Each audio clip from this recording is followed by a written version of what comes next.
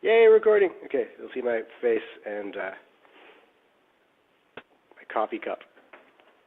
Am I centered in there? No? No? Too low, too high? Or too low. All right, how we do this? How's that? Is that better? All right, good. All right. Good enough for people who skip the class. Good then.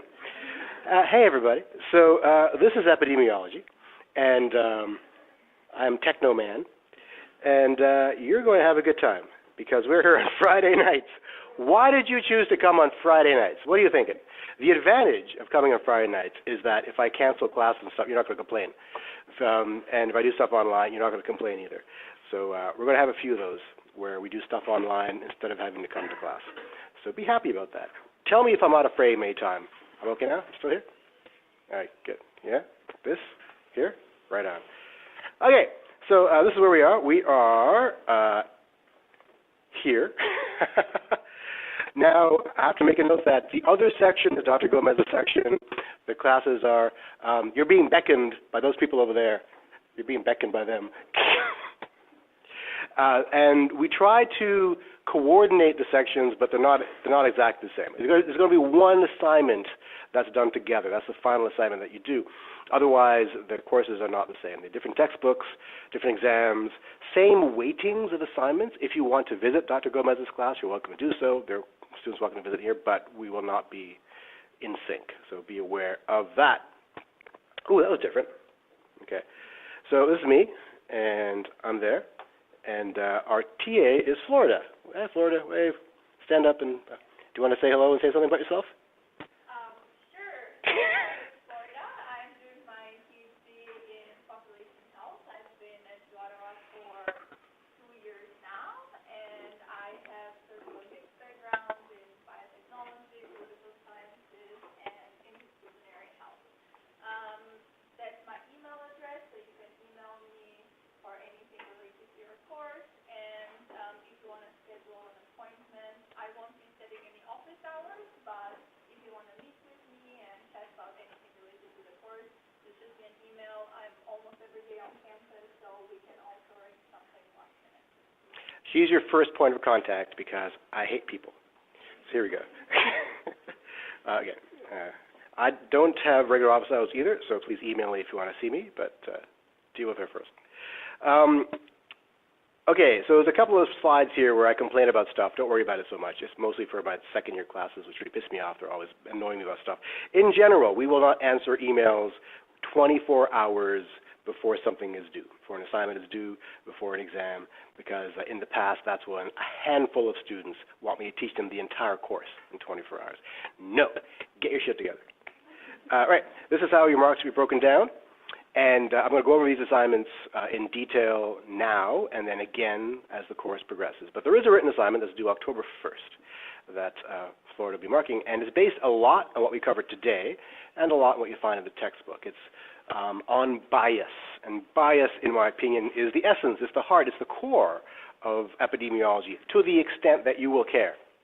So some of you are thinking, why should I care about this thing that we're going to learn?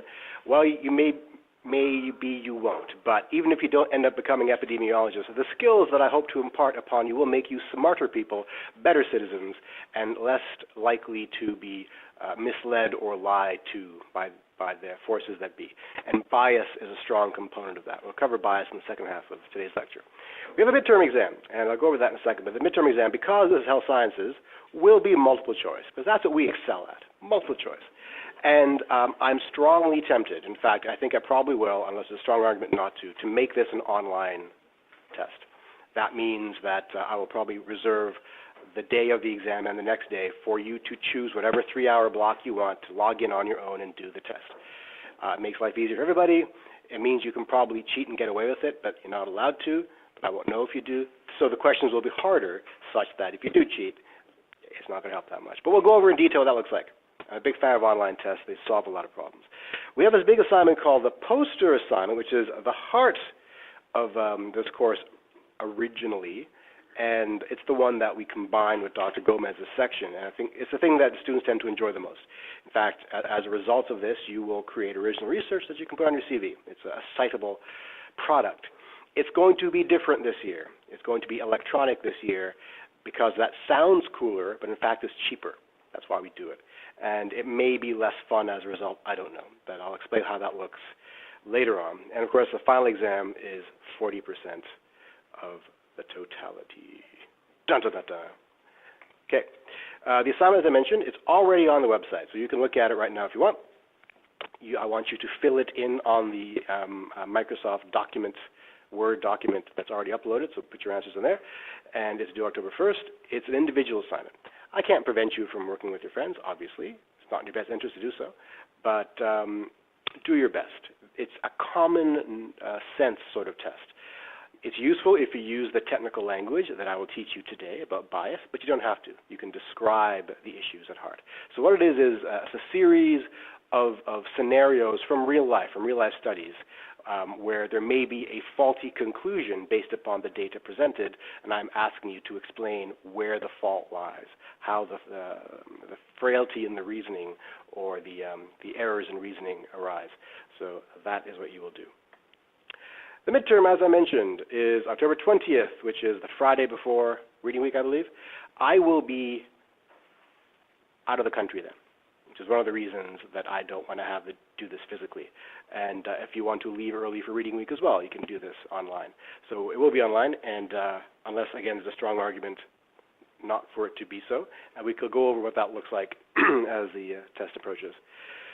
Okay, the poster presentation, as I mentioned, is an attempt to test your ability to collaborate with group members and to summarize and present research.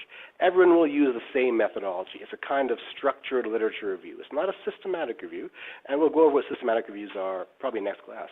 But it's a kind of a light systematic review on a research topic that you will choose. I advise you to start very soon. Start getting your groups together very soon. You can do it alone or in groups of up to 4 people. And we've reserved the evening class of December 1st, as well as the day of Saturday, December 2nd, for people to present their work to a team of judges. And the judges are scientists chosen from the community, as well as graduate students from epidemiology, and they will give you your mark. This is the way it's always been done, and they tend to be more generous than I am, so it's not a bad thing.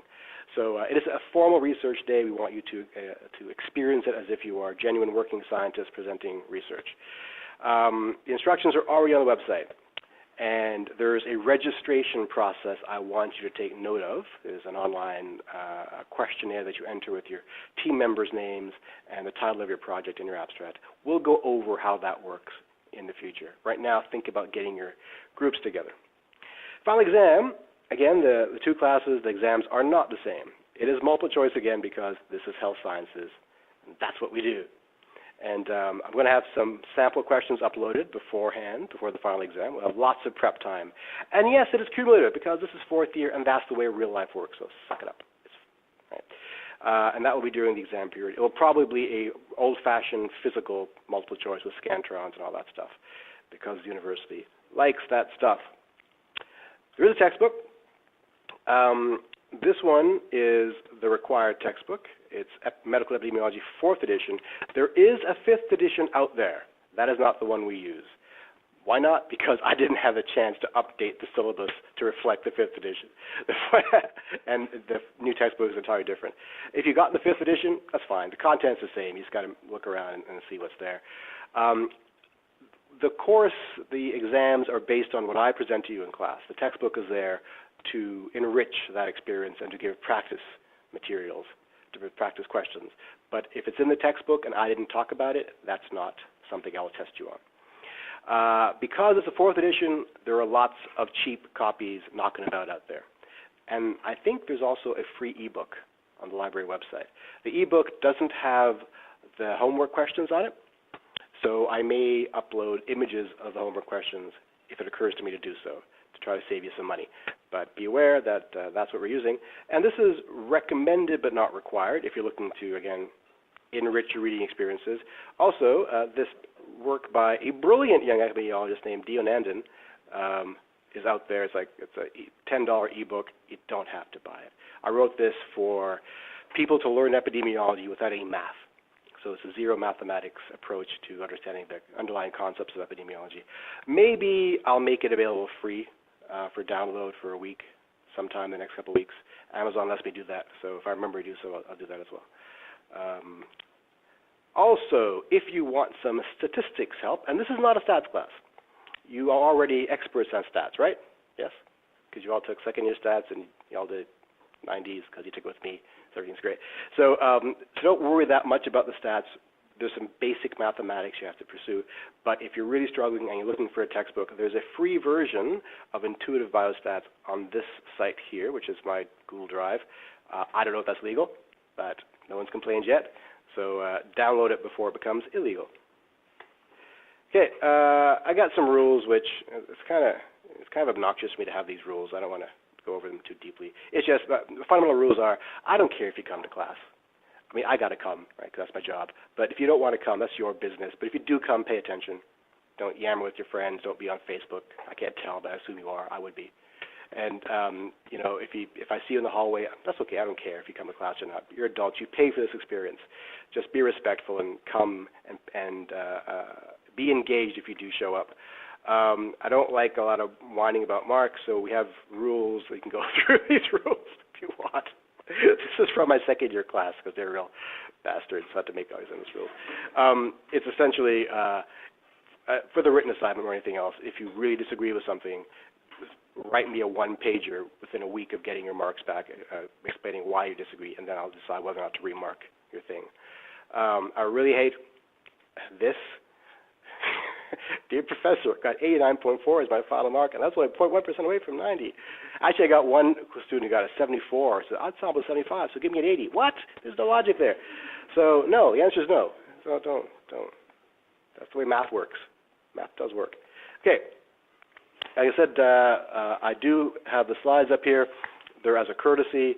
I'm not a bastard. I don't try to pull the slides away at the last minute, but sometimes I will say things and I forget that they're on the slides. So take notes, and you're responsible for your own notes as well. In the past, I have recorded the videos from these lectures, and I will do so this year sporadically if the technology holds up, and if I remember to bring the technology and all that stuff, and if in fact the recording actually works, which it may not. It may not work. So, but you can access the 2014 lectures, again, on this YouTube site, and they're low-quality recordings, but they're there. Also, a couple years ago, I partnered with a German company called Lecturio to make extremely high-quality epidemiology training videos. Extremely high quality, but they cost money, and we sell them to medical students around the world, but you can go there and get them too if you want. Some of them are free. Not all of them. And we had a pilot project a couple years ago where we actually gave them to HSS students to see if they were useful for their learning. And in fact, it was useful. But the company doesn't let me give them away for free anymore. So there's that. You can check them out there. So we have this thing on campus called the Canadian Society for Epidemiology and Biostatistics, University of Ottawa branch. The society is the national body, professional body for our profession. And I'm on the board of directors, so we have a local branch for which I'm the academic advisor. And every year, the branch sends, graduate students to this class to talk about how to apply to graduate school. And we will arrange that at some point this year as well. We might do it on a weekend instead, or maybe make it a webinar, I'm not sure. It's a really useful thing. The students in the past who have come have used it to refine their application letters and so forth. Even if you're not applying to epidemiology graduate school, the lessons are applicable to other graduate programs. So do consider it. We used to have a workshop on how to write a letter of intent for your grad program as well. I'm not sure if we're going to do that again, but we may. But we'll definitely have the session on how to apply. And these are blog posts that I wrote on how to choose a grad school and how to write a letter of intent that you might want to look at, because this is the year. I'm assuming most of you are fourth year about to graduate, and this is the year that you're applying for this stuff. So take it seriously. Epidemiology now is so popular as a professional choice that it's up there with medicine, and it's kind of hard to get into now because people have figured out it's the most viable of the non-clinical health sciences careers. There is no such thing as an unemployed epidemiologist unless there's something really wrong with them. And I do know a couple things wrong with them, so those are the exceptions. But in general, there's such a demand for our skill sets that you will never be want of opportunity. So people have figured that out, and so positions are rare in grad schools now. Okay, what is epidemiology? Nobody really knows. And there's an official definition: the study of the distribution of determinants of disease and health status. What does that mean? Who knows? It is what it is, right? It's the science of the gods, yay! But it begins here with Jon Snow, heir to the Iron Throne. And there was a guy named John. So, all right, okay. So a couple years ago, the university sent some high school kids here to talk about their careers, and they sent me to talk to them. God, what a horrible experience. And I don't know what to talk to them about, so I said, okay, I'll tell you the history of epidemiology. The history of epidemiology begins with a man named Jon Snow. That's his name. In 1854, he was investigating a cholera outbreak in London. As I mentioned this, some kid puts up her hand, oh, is that the guy from Game of Thrones? No! It's a fictional, the kids are not all right, I'm telling you. Then I ask, hey, who knows what causes AIDS? And someone says, chickens. No! Yeah. So anyway, so Jon Snow was the first recorded or famous person to use non-medical, non-clinical, non-touchy-feely, ooey-gooey medical blood fluid kinds of means to learn something about medicine. And that really is what epidemiology is, the use of mathematical tools or conceptual tools to investigate disease that don't necessarily require extraction of blood or contact with gross patients with sores and things. Okay, so back in 1854, there was a cholera epidemic happening in London.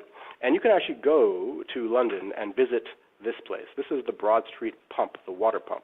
Back then, water quality was so bad that water was pumped by various companies to different neighborhoods, and that's where they got the drinking water from. Right? And this is the pump that was responsible for Broad Street. And this is the pump that Jon Snow identified as being the source of the cholera epidemic. And you can actually go there and say, within 250 yards of the spot where Cambridge Street joins Broad Street, there are upwards of 500 fatal attacks of cholera in 10 days, blah, blah, blah, blah, blah. So it is the birthplace of epidemiology, this spot in London. And there he is. See, that's not the guy, that's not Kit Harington. So what Jon Snow did was he looked at the number of cases of cholera in different places and looked at which companies were supplying their water and divided by the total number of people in there and got ratios. And comparing those ratios, he reasoned that, probably this company's water supply is causing the cholera. So this is remarkable for a couple of reasons. One, he didn't take any blood samples, didn't contact any patients, he didn't get himself exposed to anything, and he learned the cause of cholera before people understood that it was waterborne, before we knew about germs and bacteria and microbes. So with Jon Snow's discovery and a couple of other discoveries, that ushered in the era of germ theory, which is where we are today. Prior to germ theory, we had miasma theory. What's miasma theory? Anyone else? Remember this from your first year? Yes, sir? Bad smells cause disease. Sorta. So there was a belief that there existed this thing called the miasma, which had an odor, but it was this magical ether that came out of the swamp. And as a result, you have to be indoors in the evenings with your windows shut, because if you smell the miasma, you would get sick. And various cultures had this belief for centuries. Have you ever heard the phrase "as safe as houses"? It's an old British phrase. Ever heard that? No? Kids these days. So it's a phrase. It's a thing that British say. It's as safe as houses. That means it comes from the Victorian era when people thought if they're in their house, they are safe from the miasma. But now we know there's no such thing as the miasma. It's all just these guys in fluids. Okay, so miasma was a poisonous vapor filled with decomposed matter from the swamps and so forth. So now we know most things are caused by an infectious agent. And that might give way to something else in 50 years. Maybe disease is caused by energetic states and quantum matter, who knows. But we are subject to paradigm shifts in science every now and then, and that was a big one. Okay, so this is the actual data that Jon Snow used to determine that a particular company's water supply was causing cholera. He looked at the number of houses serviced by these companies, the number of deaths from cholera. Looking at this number alone, which is what most people would have done, you would conclude, most of the deaths are coming from these other districts, right? But his brilliance was in dividing this number by the denominator, which is obvious to us. But it's obvious to us because we are subject to the legacy that is people like Jon Snow who understood ratios. And the ratio told him that no, dramatically, the Southwark and Vauxhall Company had the highest rate of deaths. Okay? And that's simple descriptive epidemiology, but transformed our understanding of cholera and public health. So let me move on quickly and talk about the different kinds of epidemiologists, because there are lots of kinds of epidemiologists. In general, there are three kinds. We have clinical, public health, and population epidemiologists. I think I'm a population epidemiologist. That's me. So a clinical epidemiologist would be like, they tend to be MDs. They don't have to be, or nurses sometimes, but they're the ones who work in hospitals. They would run clinical trials and deal directly with patients. A public health epidemiologist, and there's every public health unit in Canada is, back up a second, every county in Canada has at least one public health unit, and every public health unit has at least one epidemiologist, and they're responsible for determining the public health needs of that neighborhood, that district. And those needs include how many vaccines we have to order, what is the burden of reproductive diseases or of infectious agents, is there an outbreak here? Well, I'm going to find that out, and I'll liaise with the government to make sure things are taken care of. So they do a lot of data analysis to get a grip of the burden of public health threats in their community. And the population epidemiologists do pretty much everything else. We look at movements of people, the rates of disease amongst large populations, associations between exposures, and so forth. So in pop culture, epidemiology has been poorly treated. And I'm really interested to see, as your knowledge of the science evolves, if you will be as amused as I am when the word pops up in various movies and TV shows, as it always will, incorrectly. So here's some examples. Village of the Damned. Anyone ever see this? Christopher Reeve and Kirstie Alley, 80s? Nobody? Really? Nobody? Fine. So here you have some creepy kids, aliens I think, who are in this small town, and they cause the entire town to go unconscious one day, and the town is then surrounded by the military and Kirstie Alley, who comes out with her badge because she's an epidemiologist. She said, the government has sent me to sequester and quarantine this community because we don't know what caused this unconscious epidemic, and she shows off her badge and gun, and I don't have a badge and gun, at least not that I'd talk about. And so that's not a very good interpretation or reflection of the truth of epidemiology. Now, there was a movement amongst the professional body a couple of years ago to see, can we create badges for ourselves? No, we couldn't. But the public health inspectors can, and they're a kind of epidemiologists, but no guns. No guns, as far as you know. Then Outbreak. So Outbreak came out in 95. That was a big deal. That was Dustin Hoffman, essentially as a military epidemiologist, looking at an Ebola-type disease coming out of Central Africa. And we actually, in grad school, we actually had an evening where we showed the movie and brought a few epidemiologists to talk about it afterwards and to show what was fact and what was fiction. And the biggest fictional part was the quality of the spacesuits used was quite poor in the movie. They don't tear as easily in real life. That's kind of it. But that's more of a medical infectious disease thing. One of the biggest common mistakes is considering epidemiologists to be medical doctors. We are not, for the most part. We are population scientists. Dustin Hoffman here is more of a medical doctor. Fringe, one of my favorite shows, 2009. Fringe had lots of bad epidemiology. So this is an episode where epidemiologists were being murdered by somebody, and they're being murdered by having macroviruses. What's a macrovirus? Doesn't exist. This is a macrovirus, a macroscopic monocellular virus, which, as you know, is not physically possible because it would collapse on its own weight. But again, here's a case of a virologist being mistaken as an epidemiologist. I was upset. So Contagion, you see Contagion, anybody? Contagion's a pretty good movie. All right. So we actually had, the buddy program had an evening last year where we showed Contagion, and I had a grad student come and talk about it afterwards for the attendees. That's a pretty good depiction of the kinds of things that outbreak epidemiologists look at. Okay. So Regenesis was a TV show in 2004, a Canadian TV show, which means it's bad. And it was about bioterrorism. And the script writers actually came to me occasionally to consult on certain scientific matters, and I gave them some advice. But they never paid me. They paid me instead by creating a character for me. And they told me this character, who will be named Dr. Deonandan, was going to be a hot woman. I said, yes. So I started looking into creating a diagnosis for myself of being sexually attracted to your own fictional portrayal. Right? But then at the last second, they hired a dude to play me. So this dude, this guy, plays Dr. Dewanandan and yes, it's supposed to be me. So the things when actually he showed up on the TV show, once again he's a doctor. I'm not a doctor. He's a medical doctor doing medical doctor stuff. So they got it wrong. Anyway, then we have here's a comic book with here is the Witch Doctor. This is a metaphysical epidemiologist who fights demons. That's pretty cool. All right. So as you can see, we're slowly creeping into the public consciousness, and it's a very, what, going already? What, really? Okay, fine. Okay, so I want to talk a little bit about paradigms of research, something that you don't really get a lot of in other classes, which I think is pretty fundamental to understanding health science in general, research in particular. So the paradigms of research tell us about the different assumptions we make in our universe of belief. And we really have to keep this in the back of our thoughts at all times, lest we become arrogant in how we assess information. So these different disciplines of research embrace three different paradigms that are based on, various paradigms that typically are defined by three dimensions or characteristics. One is ontology. So ontology tells us how we experience reality. As scientists, we experience reality by sampling reality, doing tests on reality, and assuming that statistics represent something to do with objective truth.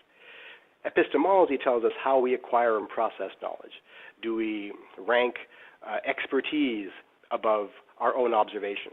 Do we rank public opinion above a computer model, that sort of thing? And methodology is what tools we use for categorizing such knowledge. Now, this is pretty vague and conceptual stuff already, but I want you to think about how you think you know things. Up to this point, you've been told by your professors, these are the facts, this is truth. Why? How? Recognize that our assumptions about what truth is are based upon fundamental identity-based assumptions about reality as well. So research paradigms exist to allow us to define how the world works, to tell us how to ask research questions. Have you heard of the PICO method of asking a research question? That's based on a paradigm. You don't have to use that method. That happens to be convenient for a health research paradigm. There are different ways of making inquisitions into reality.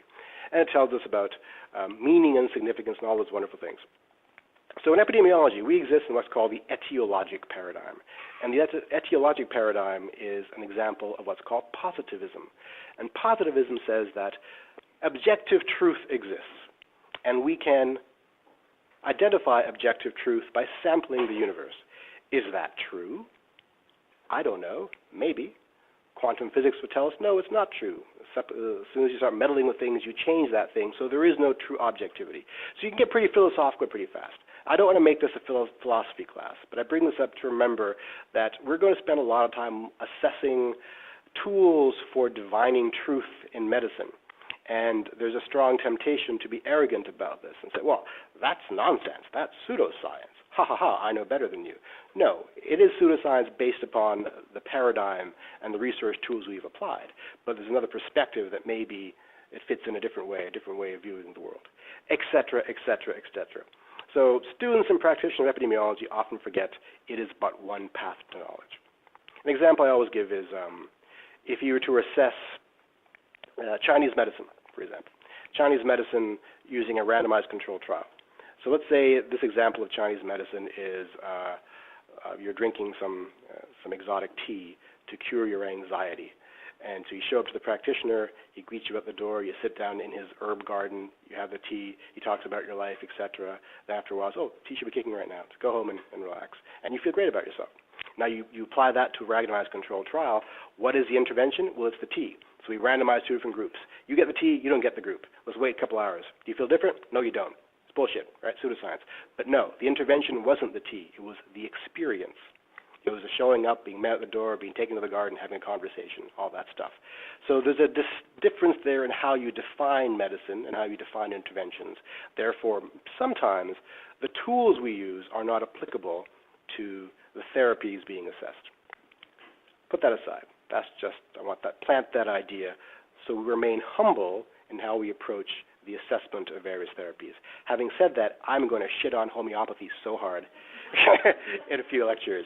So this is my caveat to say I recognize that there are some issues at play here. Okay, so some terminology. Am I still centered, by the way? No?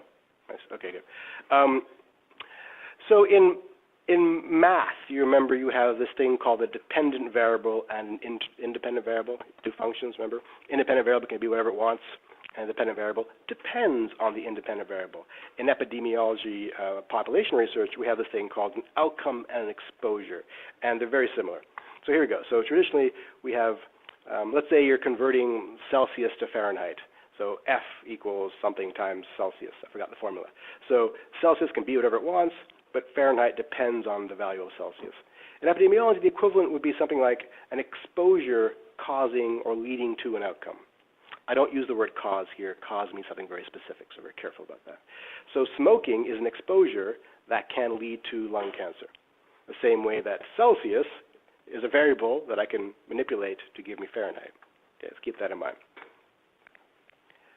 Also in epidemiology, we have a variety of factors that can lead to that outcome. There isn't just one exposure, there are several. Not just smoking can cause lung cancer, bad diet, genes, obesity, living next to a smokestack, all these things can cause lung cancer or are associated with lung cancer. So we call those risk factors, things that increase or decrease your risk of having a certain thing. Are they causal? That's complicated. In the future lecture, we'll talk about what causation, causality actually mean. And sometimes it's not obvious or even possible to truly ascertain causation. So what we can say is that sometimes there's a strong statistical association between an exposure and an outcome. Okay? So if there is, then that exposure is a risk factor for the outcome. We have this thing called descriptive epidemiology or descriptive studies, which is how the media is most likely to use epidemiology. So who, what, where, and when does something happen? How many people have diabetes in the USA today? That would be a description of the epidemiology of diabetes. That's really easy. That's going to some database.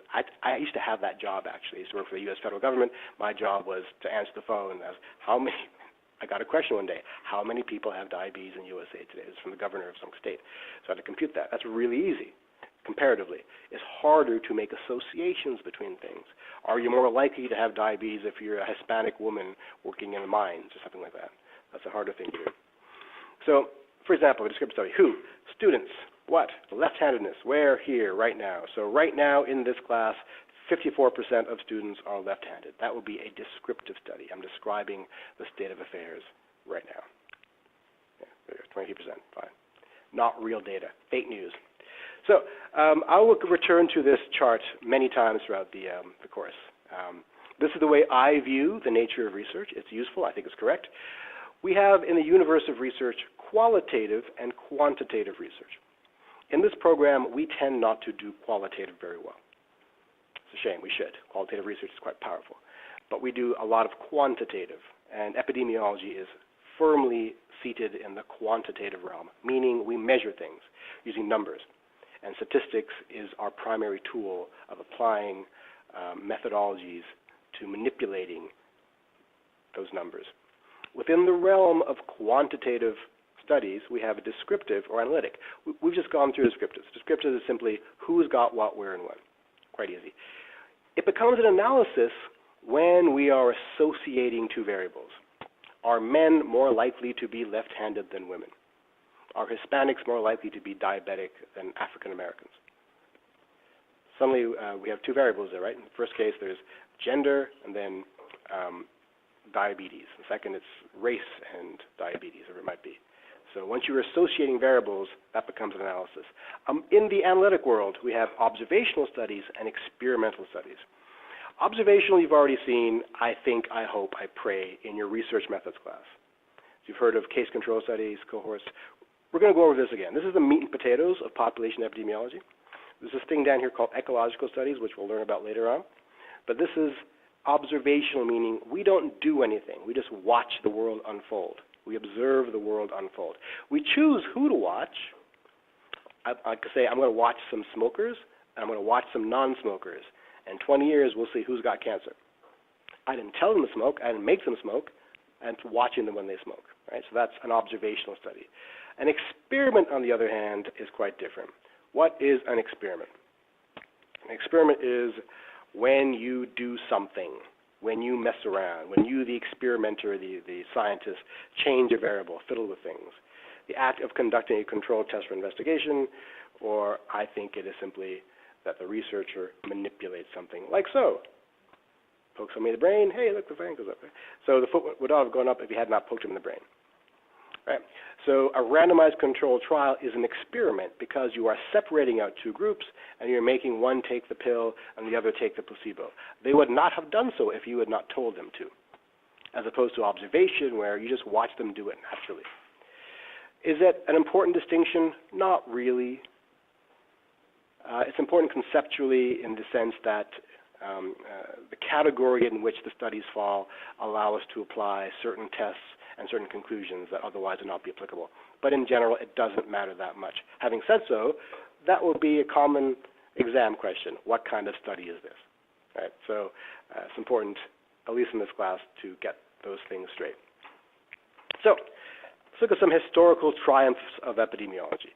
This was a band in the 70s, by the way, Triumph. That's how old I am. This was funny, and if you got the joke, but you don't, so that's great. So what is this? What disease is this? There it is. It's on the slide. You know that already. The smallpox. Yay. So what's so special about smallpox? Yes.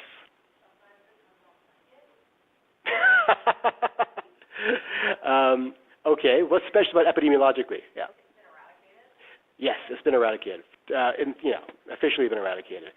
There are samples around the world. So it is technically the only human disease we have successfully eradicated intentionally. We have eradicated some veterinary diseases, but not other human diseases yet. The thing about the eradication of smallpox is it didn't require us to vaccinate everybody. It required us to vaccinate just a subset of individuals, right? And that was an epidemiological achievement. So this is the variolation, I forgot the word for it, the reaction from the vaccine. Does anyone else have a smallpox vaccine? I've got one. No? You do? Okay. Oh, the foreigners. Interesting. All right, that's good. So we're immune. Nobody else is.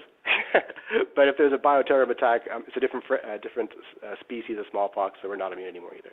But there are actually live smallpox in our bodies right now. It's fascinating, isn't it? So in 1979, it was announced that smallpox was officially eradicated. This is the last person to get natural smallpox in 1975. She lived. Bangladeshi girl, she lived. A few years later, there was a case of smallpox escaping from a lab where it was being experimented on, and it did kill somebody in that building. And the scientist responsible later killed himself out of grief. So, yeah, it's good times. That's smallpox. Here's an interesting quote, though. This is, you have erased from the calendar of human afflictions one of its greatest. Yours is the comfortable reflection that mankind can never forget that you have lived. Future nations will know by history only that loathsome smallpox has existed. This is an interesting quote because it is from Thomas Jefferson to Edward Jenner. Edward Jenner invented the first workable vaccine for smallpox in 1806. And Thomas Jefferson wrote to him saying, you've destroyed smallpox. Fantastic, we're done. But we weren't done. It took 100 years for us to truly be done, more than 100 years. Okay, so clearly it wasn't simply a matter of having a vaccine. You needed a strategy and a model, mathematical model for determining where to distribute the vaccine and so forth and so forth and so forth, right? So here's some stats about smallpox. It's not that important, just some things to think about. The original vaccine was a variolation. It wasn't a vaccine so much as you took bits of cowpox and scabs and rubbed it on your open wounds, and some people died from that as well. So it was eradicated in 1980. It was eradicated because of something called herd immunity. What is herd immunity? Who knows? Yes. Yeah, right, because let's say we're the herd, okay, and if maybe 70% of us are vaccinated, we'll keep those 70 in the center of the herd, in the outside of the herd, and the unvaccinated in the center of the herd, so they'll never encounter anyone who's not vaccinated. Okay, so that usually works. As a result of the reality of herd immunity, we don't have to vaccinate everybody. There's a certain threshold after which it's probably unlikely you're going to encounter someone who's not vaccinated. So that's kind of like how the anti-vaxxers, the vaccine deniers, don't understand how things work. So they argue, oh, my kid doesn't need the measles vaccine. I don't know anybody with measles. You don't know anybody with measles because they've been vaccinated. And your kid is protected because of their vaccination. But there comes a time when if sufficient people don't get their kid vaccinated, then herd immunity fails. And we're seeing the failure happen right now in real time in annoying communities.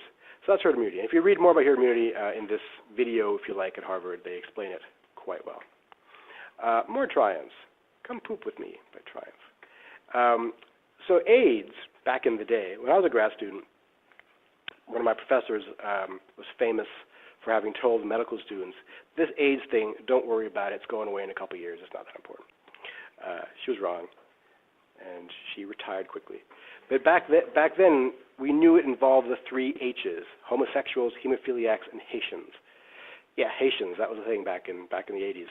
And based on the 3 H's, we were able to figure out it was probably bloodborne and it was probably a virus. And we were right. So we were able to create therapies and control mechanisms without understanding the biology and the pathophysiology or even identifying a virus. The epidemiologists knew about the nature and behavior of the disease such that we could actually create programs. So with observational epidemiology, often we don't know the cause of a thing, but we can associate it with certain exposures. Here's an example. So streptococcal infection follows rheumatic fever. We know that rheumatic fever is more frequent in Army recruits than in school children. We don't know what the causes are, but we know where to target. We actually don't know for an absolute fact that lung cancer causes cancer. Of course it does. We know that. Of course it does. But we can't take 50 5-year-old kids and 55-year-old kids and make this bunch smoke for 20 years and prevent this bunch from being exposed to any kind of other carcinogens. And we can't do it ethically, right? So we haven't got those tools. What we have are other tools, associative tools, to make a very strong argument that lung cancer is a causal foundation smoking is a causal foundation of lung cancer. And that's why the court cases lasted so long, is that the tobacco companies could keep on arguing that, in fact, there is no scientific evidence that says we're at risk here, we're at cause. In fact, I was offered a job way back in the day, back in the U.S., to consult to law firms who are representing Fortune 50 companies who are being sued by the victims of their products. And it would be an easy job for me to throw doubt on the science, as you will be able to do as well after a few epidemiology classes. And I didn't take the job, though, for a number of reasons. But I asked myself, if I took the job, how would I sleep at night? And the answer was, on a bed of money. And it was a really tough decision. So epidemiology is it allows us to look at behaviors, exposures, all kinds of wonderful things like that. Where do we work? We work at universities, teaching kids, yay. A lot of government, so a lot of master's graduates who end up working for Health Canada or PHAC or for local agencies, collecting data, analyzing data, determining the burden of disease in the population, public health agencies, drug companies. Drug companies do a lot of epidemiology work, especially in post-market scenarios, pre-market as well. So epidemiologists will devise the randomized controlled trials, but also once a drug makes it into the public, someone's got to figure out what the adverse reactions are and draw associations and create safety profiles. A lot of doctors are epidemiologists running studies in hospitals, and many, many private companies. So there are lots of private enterprise opportunities, especially in the USA, growing in Asia, limitedly in Canada, but that's growing as well. Okay, what are some of the things that we do? Is that guy. So here's an example of trend analysis looking at lung cancer rates over time in Canada and breast cancer rates over time in Canada, and mortality rates. So lung cancer is actually increasing. We do disease surveillance. Surveillance, we'll have an entire lecture on surveillance. Surveillance is not the CSIS FBI thing. It's the act of keeping track of diseases, of seeing who's got it where and when in real time. We do a lot of diagnostic testing. Karen Phillips wanted me to tell you today that I'm over 50 now. I know, right? And I got my letter from Butt Health Canada saying I got a colonoscopy. But now that Butt Health Canada has done their sensitivity specificity training, they know that in fact you don't need colonoscopies anymore. But wherever in Canada they're advised over 50 to be tested for colon cancer. They do something called a fecal occult smear. So they want my poop to to do testing on. I love the phrase fecal occult. It sounds like shitty druids. That's funny. No one laughs, really. That's funny. But the point is that those testing are screening tests that have sensitivity and specificity components. We're going to have an entire lecture on how to compute sensitivity and specificity. And that's a big part of what we do to determine the quality of diagnostic tests. Yeah, so you can tell Karen, yes, I told you that I got that letter, because she wanted to tell you because why? Because she gave a lecture today on the same thing, and she wanted to show that there's continuity. All right. What was her lecture about? She was just talking about diagnostic tests. She was talking about how great colonoscopies are for, like, as a diagnostic test. Yeah. Hey, buy me dinner and pour me some wine. I'm into it. So we do trend analysis, and we design a lot of studies. So a lot of the private sector work is around study design. Here's some trend analysis stuff. That's not interesting. Skip that. Okay. Yay. Some things I want you to think about. By the way, I'm giving 2 lectures tonight. There's one slide deck now. I'm going to switch over to the next one. So don't get up and leave when this is over. You have another lecture to give. So I'm going to show you some images here, 3 images, and I want you to think about the reaction that these images give you. We're going to discuss the data presented in them at a later date, epidemiologically. So I want you to think about how you respond to the numbers presented. Do you think about who computed the numbers and whether they are accurate? Are they appropriate? And in fact, do you feel a bit manipulated? Because this is an example of how, if you're not well trained in this sort of stuff, you can have your perceptions manipulated subtly. Here's one. This is a picture I took in the TTC in Toronto. This is put out by the Canadian Foundation for AIDS Research, CANFAR, and it says, if you can't read it, did you know that 86% of HIV-positive Canadians are male and 2/3 of boys aged 15 to 19 are sexually active? Do you think your kids aren't at risk? Think again. Okay, don't give me reactions yet. Think about it. We'll talk about this at a later date. Next one, abuse. This is a violence against women thing. So approximately 3 to 5 children in every Canadian classroom have witnessed their mother being assaulted. 70% of men in court-ordered treatment for domestic violence witness it as a child. I will tell you, in both cases, the data is accurate. It's real numbers. The question I have for you is, are they the appropriate numbers? And this one is my favorite things ever. This was a study done on online dating back in the late 90s, and it showed that 30% of Canadian women who do online dating have sex on the first date. God bless them. And a very large proportion of those women have unprotected sex. And so this study goes on to suggest that these women are guaranteed to have an STD at some point in their lives. And we're going to, at some point in the future, we're going to actually compute the true risk to see if this is an accurate representation of actual risk. Okay, that's the end of that lecture. Don't go anywhere. I'm going to stop this video and start again. Now I'm filming you guys. Hey, hi everybody.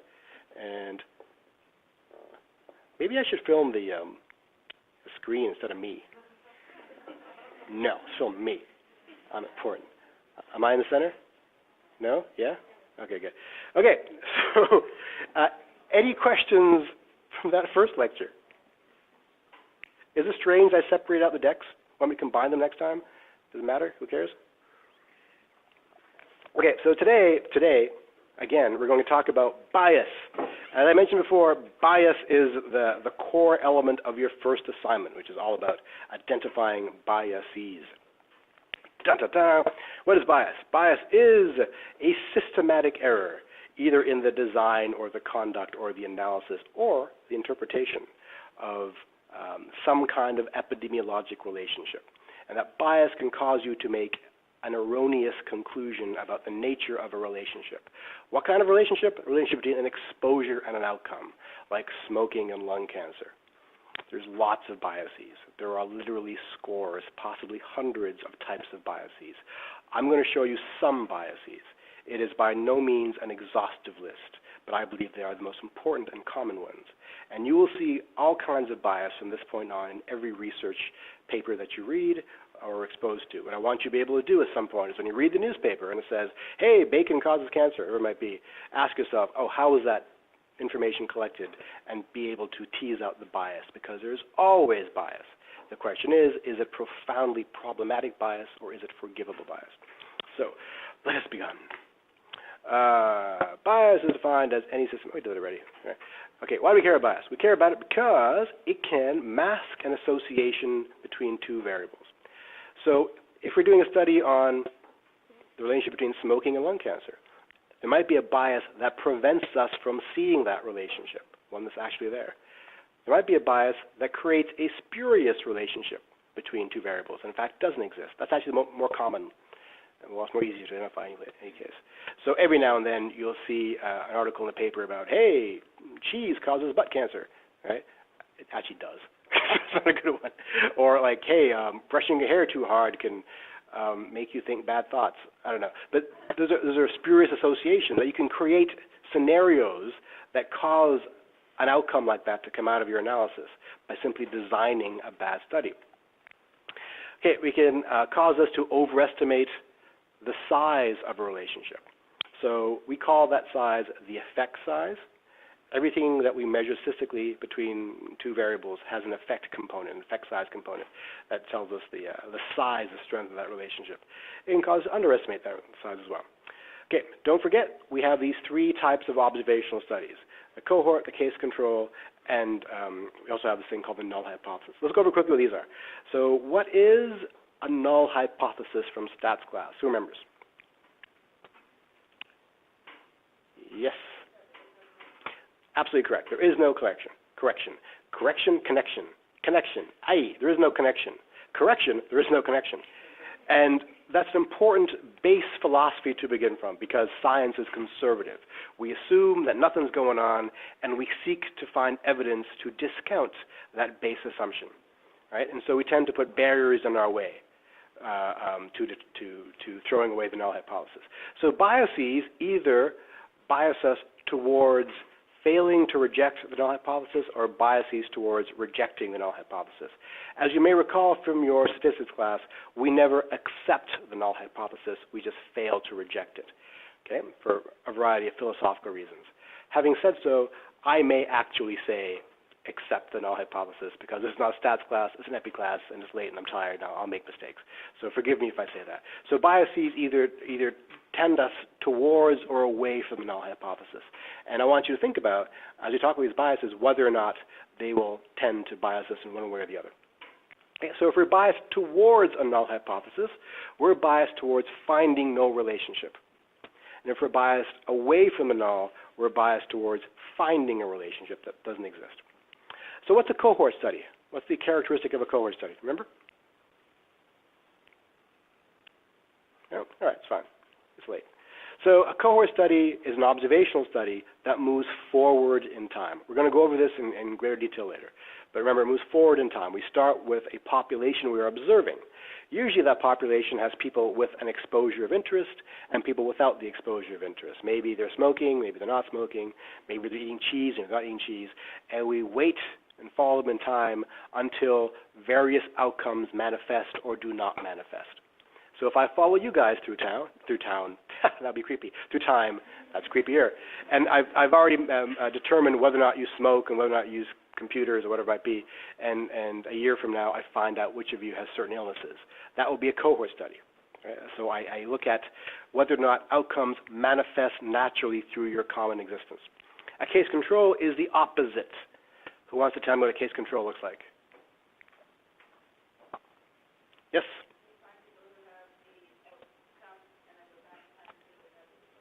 Yes, that's essentially it. Those would be the cases. The controls are the people who don't have the outcome, and we look back in time to see if they have the exposure of interest as well. Right? So clearly there's a bit more playing around the case control because we can choose our controls.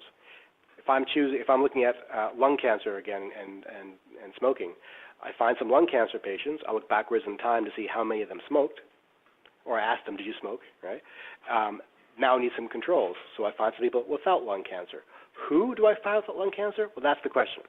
Right? So the nature in which I choose those controls introduces a fair amount of bias. And we'll talk more about that in the future. So that's the difference here. Cohorts go forward in time. Case controls go backwards in time. More precisely, a cohort study begins with the ascertainment of exposure status, and a case control study begins with the ascertainment of outcome status. Right. So this is a summary of the kinds of biases I'll be talking about today. Confounding is technically not a kind of bias. We covered this in stats, I hope, but we include it today because it's interesting. We're going to go over all these right now. Okay, selection bias. This is the most common and the obvious one. Selection bias, sometimes called selection effect, it's one of two things. It's either an error due to the ways in which two groups being compared are different, or it's ways in which we have selected the people for our study. This is, I won't talk too much about the first one. The first one would be something like if I'm looking at a randomized control trial and I'm looking at a new migraine prevention drug, and in my test group, I have all men. In my control group, I have all women. And I give my test group my new pill, and my control group a placebo. And I wait to see how many get migraines. The problem there is there's a systematic difference between the two groups. Women have migraines more commonly than men do. So automatically I have set up my experiment to fail, because the women are going to get more migraines even on the pill that I'm giving them. Right? So that systematic difference is causing me a bias towards the null hypothesis. See that? Was that adequately explained, even though I stumbled a bit? Yeah? Well, we'll see if it manifests further.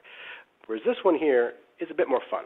So here's some examples. Oh, look, I have an example right here. It's great. Conducting an RCT on the effectiveness of a birth control pill. And you've got a treatment group of fertile young women and a control group of postmenopausal women. All right? So obviously, one group is more likely to have kids than the other. Which group? The young fertile women. The young fertile women are getting the birth control pill. The women who aren't going to have kids are getting the placebo. So at the end of my study, my placebo group absolutely is going to have no kids because they're postmenopausal. My treatment group, which includes young fertile women who are taking the birth control pill, might have a few pregnancies because nothing's perfect. Right? So suddenly, though, I've really upped the odds of getting a dramatic failure of my birth control pill, because compared to my placebo group, I'm getting a lot more than expected pregnancies, right? So that'd be the first kind of selection bias. This is the fun one, though. Let's say we're looking at the average height of Americans. That's our task. We're going to measure height. So we need a sample to choose from.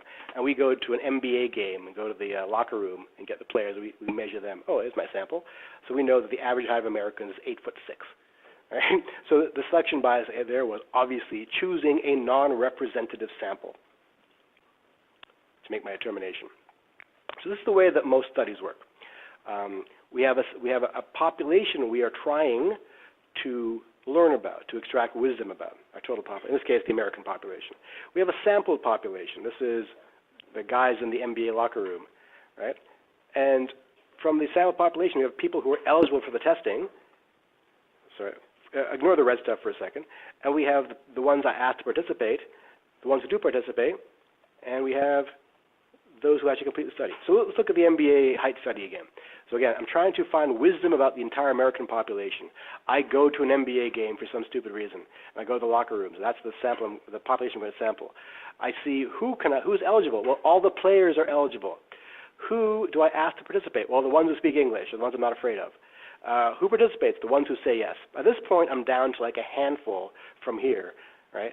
Now, the ones who complete the study, maybe a bunch of them I try to measure and they get bored and walk away. So I'm down to a fraction of the ones I want to measure. At each stage, I'm losing people, right? At each stage, there's an opportunity for selection bias. Here, I have a sampling scheme for getting the people I want. Here, I have inclusion criteria. Here, I've got consent. You consent to having yourself measured, et cetera, et cetera, et cetera. So how I engage with my population at each of these phases introduces an opportunity for bias. Every study suffers from this. I encourage you to read a study at some point and think about where their selection process may have been non-representative. In qualitative research, this is not a big deal because qualitative research does not portend to make wisdom conclusions about the total population. It's about something else. So put that aside for a second. With quantitative research, ultimately our goal is to generalize to the total population. Right? So selection bias manifests at all these red points and probably more. Okay, let's say we're doing a study on the relationship between socioeconomic status, you all know what that is, right, and health. And we're going to recruit subjects by sending out a flyer for people to meet us in the church basement at 11 a.m. On Wednesday morning.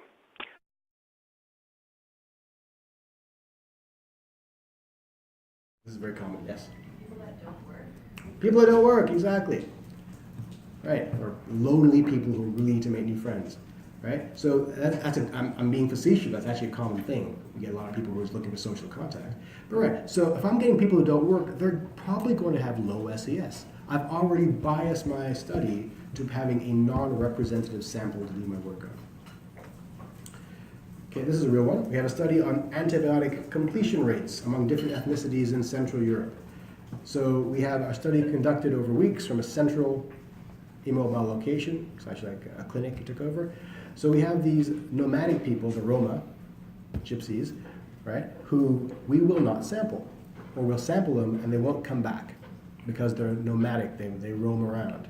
So we're going to have a faulty impression of their antibiotic completion rates. That's going to skew our data. This is a very famous example. I remember this came out. So A1 is a study in the New England Journal of Medicine that showed a very strong relationship between drinking coffee and getting pancreatic cancer. This was a case control study. This freaked people out. It made the New York Times. It was crazy. Right? So the cases here, where case control goes backwards in time. Okay? The cases were people with pancreatic cancer. The controls were other people in the hospital, in the same wing actually, who didn't have pancreatic cancer. And they looked backwards to find the rates in which they had drunk coffee in the previous few months. And they found that those with pancreatic cancer were drinking coffee a lot more commonly than those without pancreatic cancer. My first question to you is, why would we choose controls that were in the same wing of the same hospital as the pancreatic cancer patients? Why not choose people at home watching cartoons? Yeah. Or the kids at the kindergarten down the street? Or the healthy young students in fourth year health sciences? Why choose patients in a hospital down the wing from pancreatic cancer patients? Yes? Do you want them to have the same sort of access to like food and coffee? Access? Maybe. We want to have the same kind of something. The same kind of what? Maybe you're saying it but using a bad word for it. We want them to be as similar as possible to these people except for the thing we care about. We want them to be the same age, be from the same neighborhood, have the same diet maybe, have the same exposures in general, have the same cleaning materials in their environment, things that we can't control for in general. If we make them the same, then we know that those probably aren't factors that are responsible for the outcome. Okay, we want them as similar as possible except for the thing that we care about, in this case pancreatic cancer. But in this case, that's the thing that really screwed us over. So where is the bias here that caused us to have an unreal relationship between pancreatic cancer and drinking coffee? It's not obvious. If it was obvious, it wouldn't have been in the New York Times. It would have been published in New England Journal of Medicine. You see it? Who are these people? Who are these controls? They're in the same wing as the pancreatic cancer patients down the hall. They're people with other kinds of abdominal injuries, other kinds of intestinal problems, people who probably can't drink coffee anyway. Okay? So they're not drinking coffee for reasons of their own that has to do with the reasons we chose them in the study. As a result, we're going to get this inflated difference between cancer patients drinking coffee and the supposedly normal people not drinking coffee. But they're not normal. They're freakishly anti-caffeine. Right? So in that case, the bias is towards what with the null? Accepting or rejecting the null?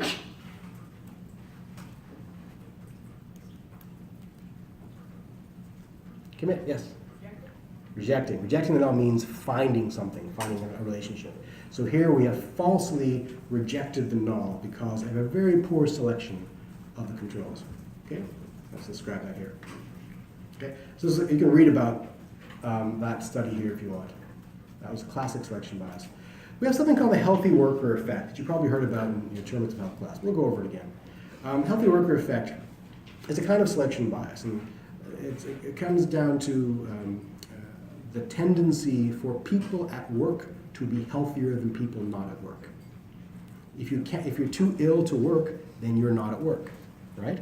As a result, we do a lot of studies on people in the workplace because that's where we access adults. We go to their factories, to their offices, and we're testing on their mobility and their blood pressure and all kinds of stuff. And we tell, oh, so this is the nature of society, these people at work. But no, they are an enriched population that may not be representative of the entire country because there's a lot of people at home who can't work because they are ill. It's an enriched population. Okay? For example, blood donors are a self-selected group based on better lifestyle. This would be like a sideways example of the healthy worker effect. People who donate blood are allowed to donate blood. First of all, they have chosen to donate blood, so they're already healthy-minded and active enough to actually walk into a blood donor clinic. Second of all, we've accepted their blood, so we know they haven't got certain diseases, right? So a lot of studies are actually done on donated blood because we have access to it.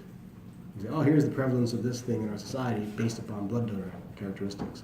But blood donor characteristics do not represent everybody. This is pretty important in mortality studies. So we're looking at, here's you're more likely to die of such and of this age, whatever such and such, based upon our studies here. But workers are healthier than the norm. Okay, so here's an example of something I want you to think about what this might be. We have a cohort study. Cohort study, again, follows people forwards in time. We begin with ascertaining their exposure status. Are they smoking? Are they drinking? Are they doing whatever, right? So a bunch of women are following. Some are receiving fertility services, and some are not. And we're going to see which ones get pregnant. And this is very common. So a lot of people now go to IVF clinics and so forth trying to get pregnant. So the ones paying for the fertility services are really likely to run out of money because this is some expensive stuff. Or they become frustrated because it's taking them too long to get pregnant, and they leave the study. When you leave a study, we say you are lost to follow-up. Maybe you've heard that term before, lost to follow-up. We're going to use that term several times in the course. Okay? And we tend to assume that the people who are lost to follow-up, one of two things happens. One, they are lost to follow-up for reasons that have nothing to do with the study itself. And second of all, they would have succeeded at the same rate as people in the study. But that's not what's happening here. They're leaving because they're not being successful. Or they're getting too poor to finish it. So had they stayed in this study, maybe we would find a lower success rate than we're getting. Let me say that again a different way. This is actually part of my PhD thesis. We're looking at success rates amongst women undergoing in vitro fertilization. And clinics publish their success rates all the time. Say, hey, 30% success rate, that's the common verbiage. If you pay money to get pregnant here, you have a 30% chance of getting pregnant, based upon the fact that of the X number of women that came into our study, and the X number that finished the study, this number got pregnant. Okay? But what we're seeing is a bunch left. And if that bunch had been introduced into our denominator, the success rate would be a hell of a lot lower. As a result, this is an example of a bias, again, towards rejecting the null hypothesis. We're saying success rates are high. Okay. We call this loss to follow-up bias, where the people leaving a study are leaving for a reason that is systematically important to the conclusions we are making. It is a kind of selection bias. It's also similar to something we call non-response bias. We're going to talk about non-response bias in a second. But first, this is one that drives students crazy, and it shouldn't, because actually it's pretty straightforward. There's a thing called Bergson's bias, and it's a fun one. So here's an example. We have a stamp collector. Stamp collector's got 1,000 stamps. Yay. He's got 300 pretty stamps and 100 rare stamps. And only 30 of them, though, are both pretty and rare. The rest are but ugly and common. So what percentage of all the stamps are rare? Well, 10%. So 100 are rare, 100 over 1,000, 10%. What percentage of pretty stamps are rare? Of the 100 that are rare, of the 300 that are pretty, whatever. So it's 10% of that. So does prettiness tell us anything about rarity? No, the two are not connected at all. Okay? How is this relevant? Well, let's say the collector goes to a show and displays his 50 favorite stamps. Among the 50 are the 30 that are both pretty and rare. And suddenly 60% of the displayed ones are both pretty and rare. Okay? Whereas only a handful of the total collection are both pretty and rare. The person visiting the display will say, oh my God, there's something about being pretty that also makes you be rare. Or there's something about being rare that makes you be pretty. Okay? So there's a spurious conclusion about the relationship between prettiness and rarity in stamps. How does that manifest in healthcare?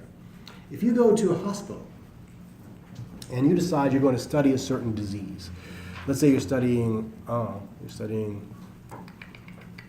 broken legs, okay? And while you're in the hospital looking at people with broken legs, you discover that a very large percentage of people with broken legs in the hospital also have advanced heart disease. You would conclude, oh my God, there's something about having a broken leg that's related to heart disease. No, probably sick. Okay? People don't end up in hospitals unless there's stuff wrong with them. If you got a broken leg and there's nothing else wrong with you, you're probably at home. If you got heart disease and nothing else wrong with you, you're probably at home recovering. But if something really wrong with you, you're probably in hospital. So people in hospitals tend to have multiple things wrong with them. And if your sample for understanding the universe is a hospital population, you're going to get a spurious, skewed impression of the commonness and the relationship between factors that have nothing to do with each other. That is Bergson's bias. Okay? That's all it is. Students struggle with that. That's all it is. The word spurious is fun too. So, and I always point to an episode of The Simpsons where Lisa is explaining to Homer what spurious means. So, Dad, imagine this rock in my hand prevents polar bear attacks. Do you see any polar bears here? No, you don't. Therefore, I must be true. Right? That's spurious reasoning. And Homer's response was, I'll give you $10 for that rock. So that's the thing there. So the data creates an artificial relationship between things that don't exist. That's a spurious relationship.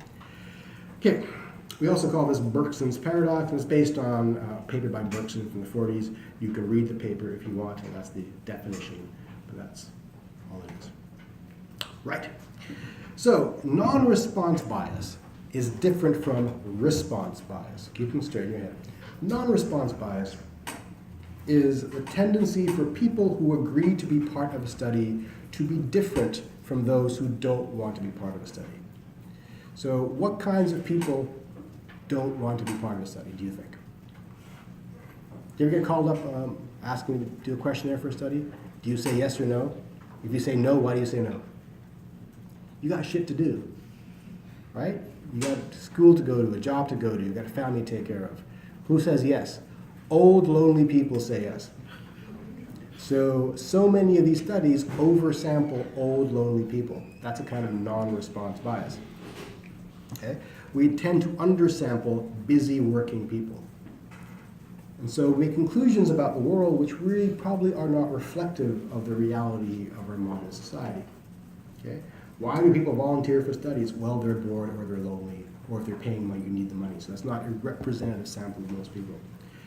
Okay, information bias. So that we talked about selection biases. Now we're going to talk about information biases. They're different. Selection biases have to do with choosing people, right? And participation rates. Information bias is biases implicit in the information we get out of our studies.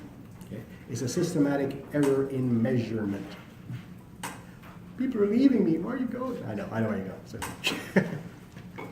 Okay.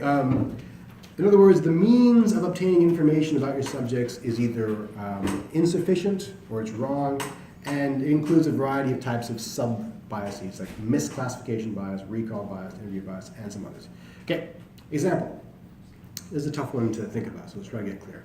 We have a cohort study again. Cohort studies move forward in time, and in this cohort study, babies of women who bottle feed and babies of women who breastfeed are compared moving forward in time. And it's found that gastroenteritis, which is intestinal condition, is more common in the babies who are breastfed. And this is what we call a retrospective cohort, meaning I'm not sitting around watching these women. I'm actually gone to medical records to see what's going on. Okay, so I've looked at when they were born with medical records. All right, so we may conclude from this that in fact there's something in bottle feeding that maybe causes or is associated with gastroenteritis. The problem is that we don't have a lot of good information on feeding history. especially for the breastfeeding women. If you breastfeed, you're probably fine. If you're bottle feeding, you probably had a reason you're bottle feeding, attachment disorders, whatever it might be, and you're more likely to have stronger information in your file. So now we have a systematic difference in the quality of information. The bottle-feeding mothers, we have better information about than the breastfeeding mothers. Right? So maybe the breastfeeding mothers also had gastroenteritis. We don't know, they didn't report it. Whereas the bottle-feeding ones, they're always coming and saying, oh, baby's got gastroenteritis. So we have, again, a skewed impression and a bias towards rejecting the null hypothesis. It's pretty straightforward, I think. Misclassification bias is when we misclassify error for the most part. Very, very common. I hope I've got the right, see if I've got the right images to show you. I do not have the right image to show you. So in the future lecture, I showed this great image of there are diabetes rates in the USA. They dropped dramatically in the 1940s. They're going high and they dropped dramatically. What happened in the 1950-something, where diabetes was cured in the USA? It wasn't cured. It's just that how we labeled it changed. So if you get your information from death certificates, right, there's a policy change around what you could put on. You couldn't put death by diabetes at some point. You have to put death by, I don't know, heart disease caused by diabetes. So prior to that, you could have put diabetes on there. So suddenly our information about diabetes changed due to a clerical change. Very, very common. So here we go, population study attempting to compute prevalence of menopause. That's very common. How do you define menopause? An obvious way to ask people is when you stop menstruating. There isn't really a clear date on that. Was it Tuesday, 1987? That's what it was, right? Maybe it was sometime that year, maybe, you know. Or sometimes they say an age. If you're 55, that's the average age of cessation of menstruation, so we use that measurement. It's nonsense. So these two different measurements of menopause suddenly gives us two different qualities of data. Very, very common. So misclassification error comes in two types, differential and non-differential. The difference is this. Differential tells us that the information in two different groups is going to be different. Non-differential tells us that it's going to be different in a certain direction. Non-differential says it's going to be random. It's wrong but random. Okay? Here we have a study attempting to measure whether mothers of malformed babies had more infections during pregnancy than did mothers of normal babies. Right, so think about this for a second. So we have, again, a bunch of mothers. Some of them have normal babies. Some of them have babies with dysfunctions and malformations of some kind. Okay? And we're going to look at the medical records to find out, well, around the time of their birth, several weeks around those times, did the mothers of the malformed babies report more infections for the kids than the mothers of the normal babies? And in fact, they did. Sure enough, medical records show that the malformed babies' mothers reported a lot more infections. So you could make the conclusion that there's something about infection that is related to malformation and vice versa. But you'd be wrong. Why would you be wrong? Where's the information bias here? It's similar to the breastfeeding one. Yeah? Would it be because they're like very they're looking for things to be wrong because there's already Exactly. If you've got a problematic baby, you're probably spending a lot of time with the doctor, probably making lots of notes, probably telling your doctor every time your baby coughs or something. So you have much better information, differentially different in one group than the other group. The information quality and quantity is different, differential. Okay, that's an example of differential misclassification bias. Think about instrumentation. So let's say we're using a blood pressure cuff to measure blood pressure. And we have one size blood pressure cuff used for both children and adults. It doesn't fit the kids very well, or the small adults very well. So you're always going to consistently lower readings for the children. That's also an example of differential bias. In one group, the information will always be inaccurate in a certain direction. On the other hand, let's say you have a broken blood pressure cuff. Let's say you're measuring, I don't know, association between salt intake and blood pressure. Okay, right, salt intake and blood pressure. And you got a group here that eats a lot of salt, and a group here that doesn't. Yay, recording. Okay. Okay, so we covered non-response bias. Now we're going to talk about response bias. And the non-response bias was what again? I'll make you look at the slides there. Response bias is a tendency to answer the questions the way you think the interviewer wants you to answer the questions. So it's kind of confirmation bias, sometimes it's called, right? So for example, if I ask you about the earthquake in Haiti, or or right now the Irma hurricane hitting Haiti, I ask you, do you know, prior to the news cycle now, did you know the name of Haiti's capital city? And you'll say, oh, of course I did, because you're too embarrassed to say otherwise, right? So in fact, no, you didn't, because nobody knows anything anymore, right? So that would be an example of response bias. Tell me what you think I want to hear. Then there's reporting bias. Reporting bias is a kind of publication bias. That's when we tend to publish only the studies that show positive results. You've heard this before in the classes, I'm sure. It's less common in epidemiology. We're actually very keen to publish negative findings or zero findings. But in other lab sciences, it's extremely common.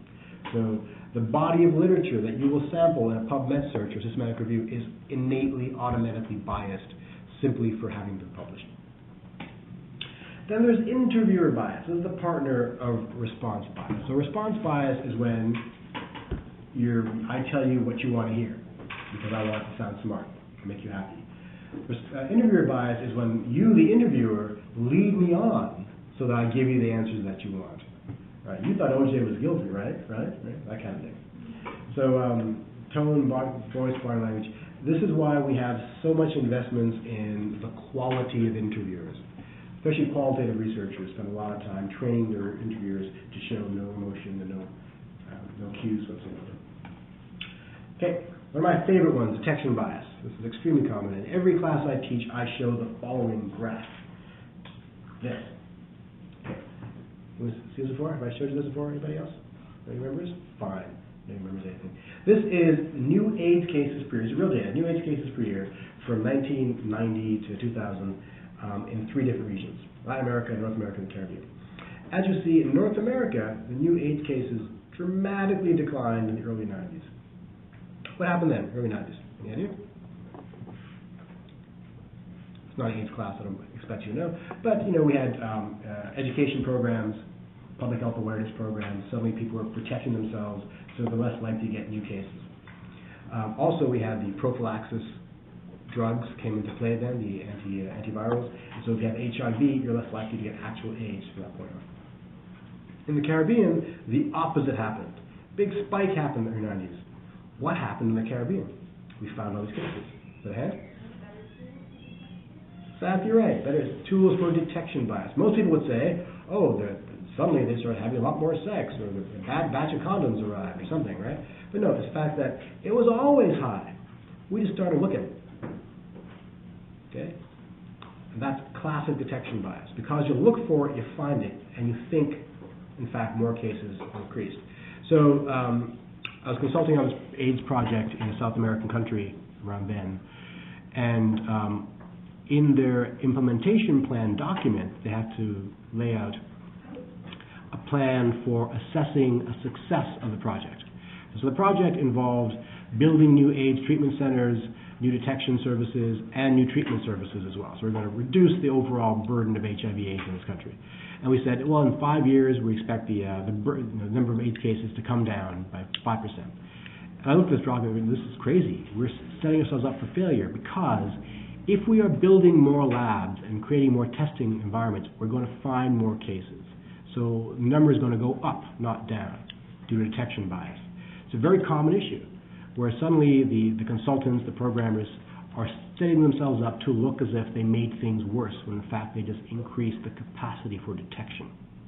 So keep that in mind. The data you will always look at may be subject to a variety of biases, very commonly the ability to detect things. This is kind of new. It's something called wish bias. So wish bias is a tendency for people with a disease to find a reason for having the disease. So, example here is lung cancer. So if you talk to lung cancer patients about, did you smoke? They say, oh yeah, I must have, even if they didn't. Because there has to be a reason for why they have the disease. Okay? So it's a psychological bias, not a design bias. There's something to keep in mind. Okay. There's lots of bias in student research projects. Foreign exclusion language bias. So We only look at papers in that are English, or in this case French. Lots of great stuff is published in the languages. Something called rhetoric bias, where we tend to give more credence to things expressed more eloquently and forcefully. Ease of access. Some study subjects are more easily accessible than other study subjects. Some papers are more easily accessible than other papers. I did a study of blindness in India, and we found that we didn't access the old blind people being hidden away in the villages because their families were embarrassed by them.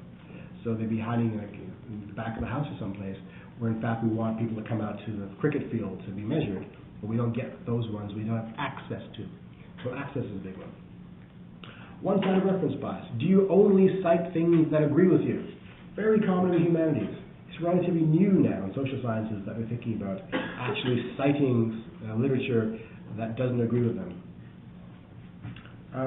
Okay, so remember this example. This example was the mothers who breastfed babies versus the bottle-fed babies, and the ones, and some of them had more gastroenteritis than others.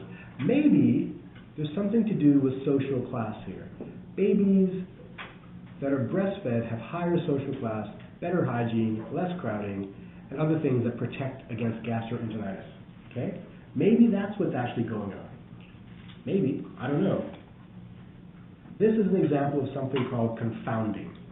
Now, we talked about confounding in statistics, I hope, and research methods, I hope. Anyone not talk about it in their stat class? Very good. So let's review. Excellent. So confounding is not a kind of bias, but it is a kind of systematic wrong thinking. And a confounder is something that either masks a true association between two variables or creates a false association between two variables. It is not officially a type of bias. So it looks like this. So we have an exposure leading to an outcome. The confounder interacts with both of them, but it is not along the pathway of causation. For example, this is my favorite example. Let's say we're looking at an association study between students in shop class and students in English class in high school. And we're looking at breathing problems. And we find, oh my God, the students in shop class have a lot more asthma than the students in the English class. And we conclude there is something about shop class that is bad for breathing. Makes sense, all that wood, dust, all that stuff, it makes perfect sense, right? But what are we not considering? A variety of behavioral factors. It turns out, the smoking is a confounder here. So shop students are more likely to smoke than are the English students, and that's what's causing them to have breathing problems. Okay. So in this case, smoking is a confounder because if you are a smoker, you're more likely to have breathing problems. If you're a smoker, you're more likely to be in shop class. It's engaged with both of these variables. If it was just one of them, it wouldn't be a confounder. Being with both of them makes it a confounder. It's also not along the causal pathway, which means that nothing about shop class or English class made you smoke. That was something that happened independently. Okay? It's not like saying arterial plaque is not a confounder of the relationship between diet and heart disease. It's the reason that diet causes heart disease. Okay? It's on the causal pathway. So this is classic confounders. This is them. Age, sex, SES, and smoking status. We always check for these four things when looking at the associations between variables because they're always at play. Which leads me to the only epidemiology joke in the world. There's only one. It's not a very good joke. I'm going to tell it to you anyway. And the joke is this. And before I tell you the joke, you have to understand that the way we account for confounding is to break down the data by these factors. Right? So we look at the men separately from the women, or the smokers separately from the non-smokers. So the joke is this. You're sitting down, you ready? It's a good joke. No, it's not good. It's a horrible joke, but I'll tell you anyway. It is this. What is an epidemiologist? The answer is someone who is broken down by age and sex. That's it. That's the joke. I didn't say it was funny. I don't require a laugh. But you will file that away. Right? So this is why we often stratify analyses, the looks you're giving each other. Come on, I told you it wasn't funny. I warned you. All right. Another example of this, looking at the relation between which program you're in and pregnancy. So the program is nursing students and engineering students. And we find that, amazingly, nursing students are much more likely to become pregnant than engineering students are. So there's something about the nursing class which gets you pregnant, obviously. But no, the obvious confounder here is nursing students are more likely to be women, right? So sex is a player. So that's an obvious one. So again, a confounder is not in the causal pathway. Your diet, cholesterol, heart disease is an example. Okay. In the breastfeeding example, we have the exposure here was breastfeeding versus bottle feeding. The outcome was gastroenteritis, and the confounder was socioeconomic status. So if you are poor, you're more likely to bottle feed, and you're more likely to have gastroenteritis. So maybe that's what's causing that relationship. So this is a useful guide. It's not a rule, but if you're curious about whether something is biased or confounding, it's this. In confounding, the observation is correct, but the explanation is wrong. And in bias, both the observation and the conclusion are both wrong. Does that help? No? If it doesn't help, throw it away. If it does help, use it. Okay, we're almost done here. Sorry about it. So we have some common cognitive biases. These are not systematic design biases or analysis biases. These are biases of thinking that still come into play. So confirmation bias is the tendency to seek out things that confirm our existing mindset. We see this right now in U.S. politics, where Republicans only talk to Republicans and Democrats only talk to Democrats, right? And it arises, we think, because one piece of false evidence can completely destroy your entire worldview. Hindsight bias, we also call hindsight is 20/20 bias. So you tend to see past things happening more probable than they actually did. Well, obviously, it was obvious that I was going to get cancer, but it wasn't obvious at the time. We have this thing called clustering illusion. So this is, we're all guilty of this. We see patterns where there aren't any. So this is where superstitions come from, and pseudoscience, and things like that. Horoscopes are big on clustering illusions. Oh, I'm a Leo, and I'm everything that a Leo is. I'm a born leader, I'm obnoxious and loud, I'm terribly sexy. It's incredible how accurate these things are. But I only see those characteristics that cluster in a way that already appeals to my tendencies, right, my pre-existing worldview. So that's an illusion. All right. There's also a thing called recency effect. This is our tendency to give more weight to things done recently. And we even do this officially. When you do like a literature review, a systematic review, we tend to say, oh, well, the most recent studies are more important. Why? It makes no sense to me. The assumption is more recent studies are more valid or rigorous or something. Maybe not. Okay? So we have to use long-term data. We have to look at daily vicissitudes and fluctuations and so forth. I love this. Anchoring data. Let's try this out. You, give me a number between 1 and 100. 5. You, same question. 55. And you. 7. Okay, interesting. One more. 8. Interesting. Of those 4, 3 of them are under 10, right? You have all of the choice from 0 to 100, and 3 of you chose numbers under 10. So this is the first time it's worked, by the way. So this is an example of anchoring bias where the first person to answer, you said 5, right? Set the tone. And so 3 of you, and you're the outlier, 55, right?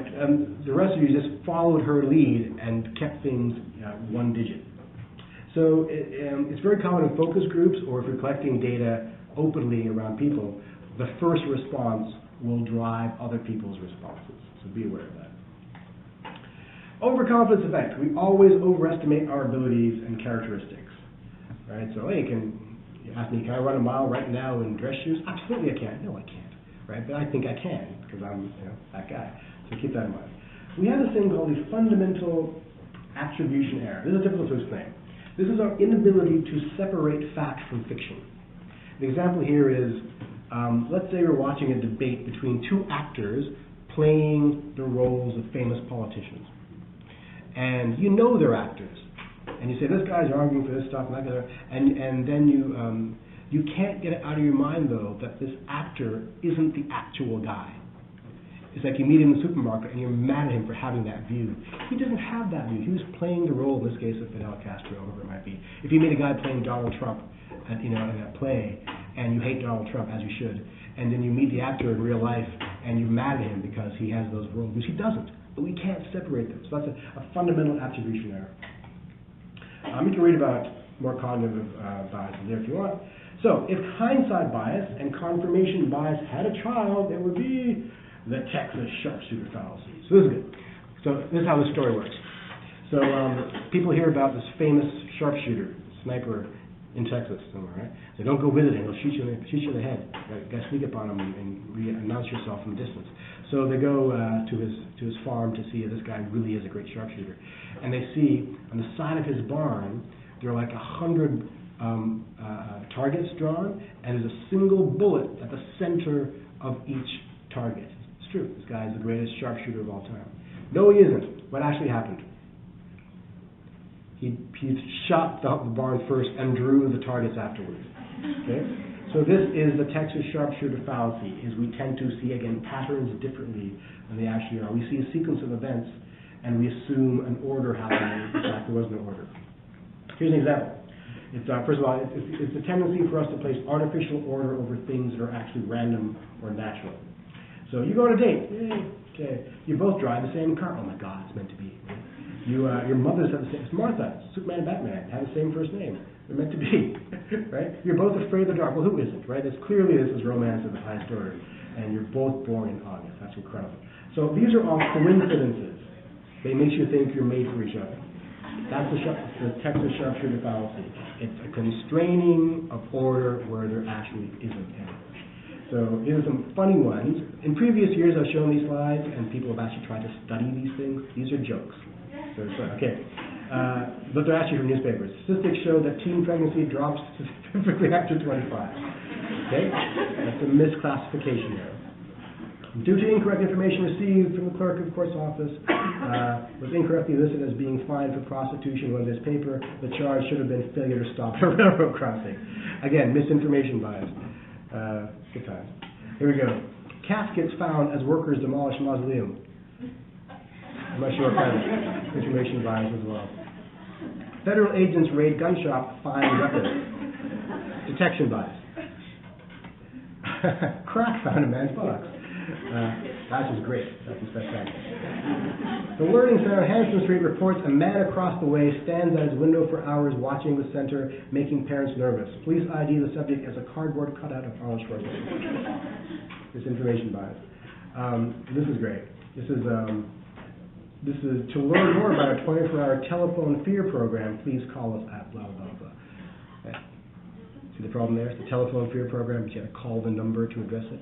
Because you're fine. This is real, by the way. So this is what kind of bias would that be? I guess more of misinformation bias. So more bias there if you want to read about it. Remember, bias is the result of something being systematically wrong with the way the study has been designed. Therefore, it is mostly avoidable. That's what we've tried to do here. That is all. Any questions? No? We're clear? Cool. Finish an hour early. Nice. See you next week.